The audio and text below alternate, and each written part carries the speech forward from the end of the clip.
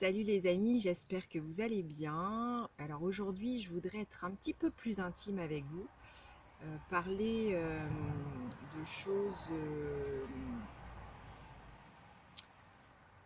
plus intimes, et là parler de la maladie en fait. Donc je voudrais parler de mes expériences, évidemment, je ne vais pas parler d'autre chose. Euh, c'est ce que je fais dans toutes mes vidéos, je parle de de ce que je connais, de la façon dont je vois la vie, les choses à présent. Et je me suis dit, c'est vrai que j'ose pas parler des maladies, mais ça peut aider des personnes. Ça peut aider une personne, deux personnes, voire plusieurs personnes. Donc je me suis dit, il faut que j'en parle, sachant que c'est positif puisque je suis toujours là. Donc, euh, donc je voudrais parler de ça avec vous, donc en toute intimité. Donc aujourd'hui, je voudrais parler principalement en fait, eh bien, de l'hémétophobie et de l'anorexie en fait, parce que donc l'hémétophobie, c'est la phobie des vomissements. Moi, j'ai déclaré ça quand j'étais petite, à partir de l'âge de 7 ans, lors d'une traversée en mer.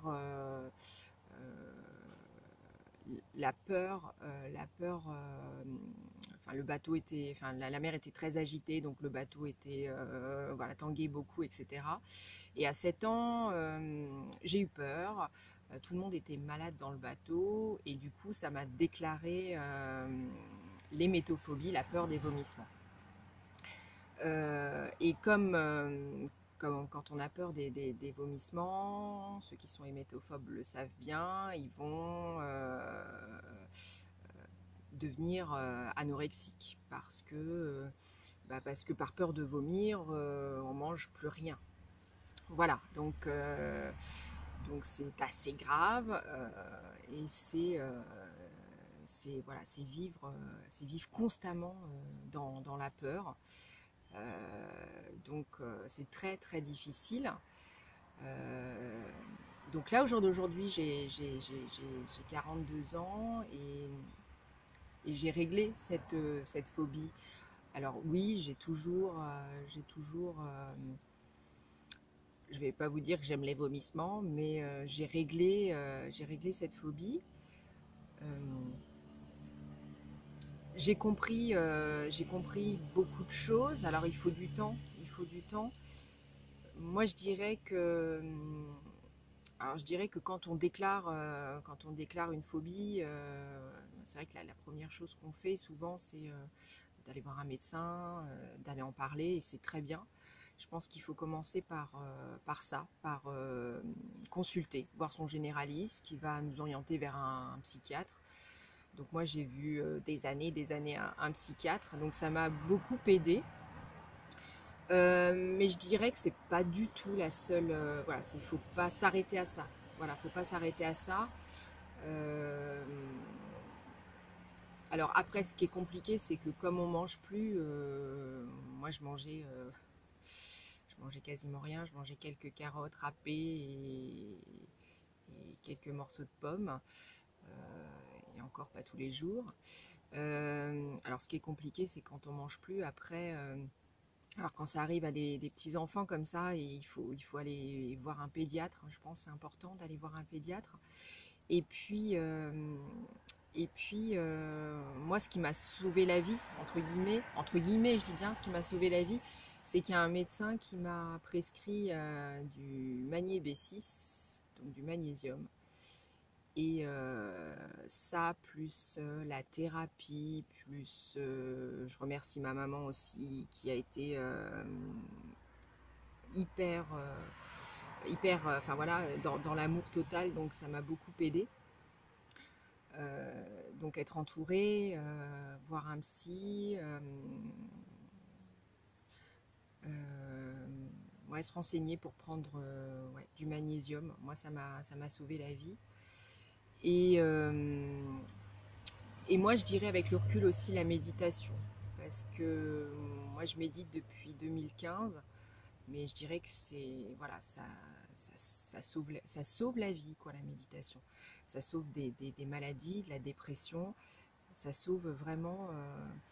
Donc si je pourrais avoir un petit conseil pour les enfants ou les gens qui sont hémétophobes, phobiques, anorexiques, ça serait vraiment de faire de la méditation. Ou si vous n'êtes pas prêt à la méditation, commencez l'hypnose avec des gens bienveillants. Euh, voilà, commencez par l'hypnose et puis peut-être qu'après vous aurez le courage de vous mettre à la méditation.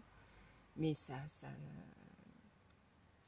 soigne l'âme, ça soigne le corps, ça soigne, voilà, c'est vraiment le top.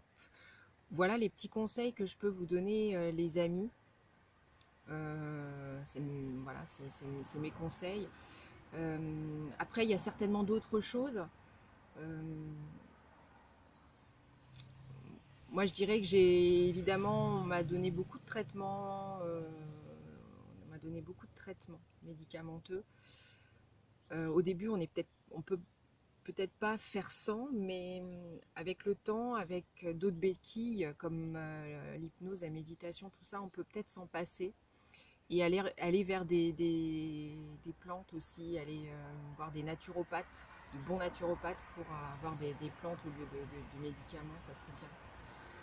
Voilà mes amis, j'espère que ça peut aider une personne et, euh, et je vais faire d'autres vidéos dans ce genre-là euh, pour, euh, pour, parler, pour parler de la dépression parce que quand on est hémétophobe, phobique, souvent c'est qu'on est dépressif aussi. Donc je vais faire une vidéo pour la dépression et puis je vais faire une vidéo aussi pour le cancer parce que, parce que j'ai eu aussi un cancer. Donc voilà, je vais vous donner mes éléments, ce qui m'a aidé. Et si ça peut aider une personne, ça sera formidable. Donc n'hésitez pas à vous abonner à ma chaîne. Je vais certainement investir bientôt dans un logiciel vidéo pour faire des vidéos plus professionnelles. J'hésitais encore un petit peu à le faire parce que comme voilà, je suis pas pro à la base, j'apprends.